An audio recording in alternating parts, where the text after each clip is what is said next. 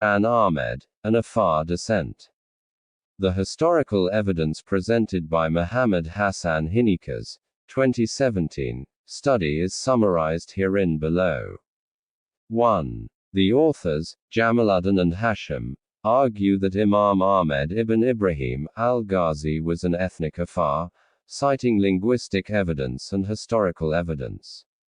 They suggest that the name Adal is a derivation from the Afar tribal name. Adali, people who inhabited the vast lowland region governed under the Sultanate of Awsa, another small emirate under Adal.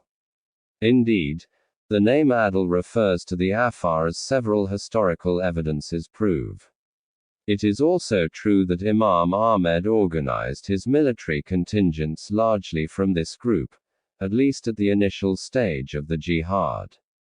Ewald Wagner also postulates that the main population of Adal may have been of Afar stock. 2. The authors associate Imam Ahmed with the Afar language, citing his wife Delwanbara's name as Afar, composed of two Afar words, Delwan and Bar, dha. Dilwanbara is not an Amharic name but an Amharic attempt to emulate Afar Dele Wanbar, dha, with the consonant, dh, usually represented as r. This sound is found only in the Afar language.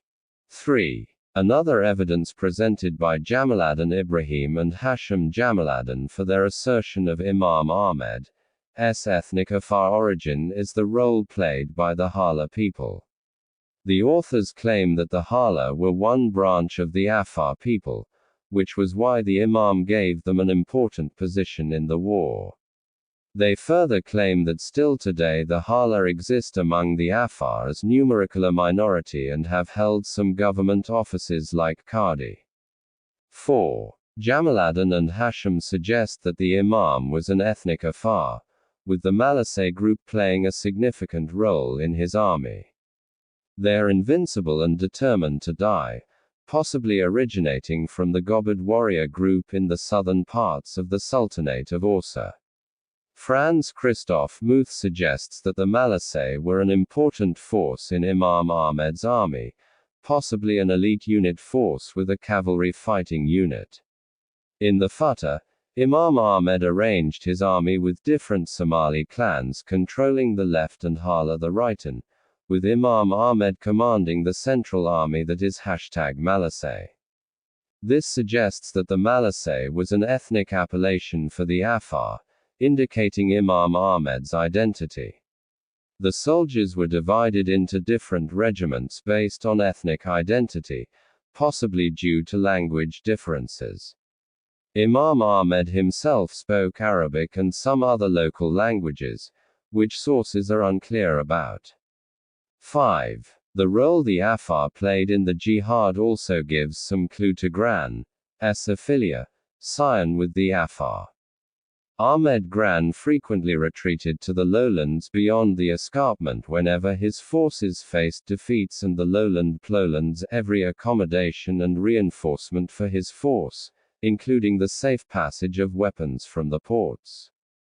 A good example of this situation, which has been extensively discussed by different sources including the Fatah, is when Imam Ahmed was defeated and wounded by the Portuguese forces at Anassa near Lake Ashange in 1542 and into the Zobel Mountains in Afar. It was also in Afar that the military camps were established where new recruits for the Jihad were trained and mobilized. Finally, after Imam Ahmed passed away, Sultan Muhammad Jasser, Garkas, moved the capital of the Adal Sultanate from Hara to Awsa, or Asata. This move is further proof that the Adal Sultanate is Afari in origin and that Imam Ahmed was of Afari descent. Imam Ahmed was the one who founded the Adal Sultanate. Reference: Mohammed Hassan Hinika 2017. The Genealogy and Ethnic Identity of Ahmed Ibn Ibrahim Algazi, Gragn, of Ethiopia. A historiographical reappraisal.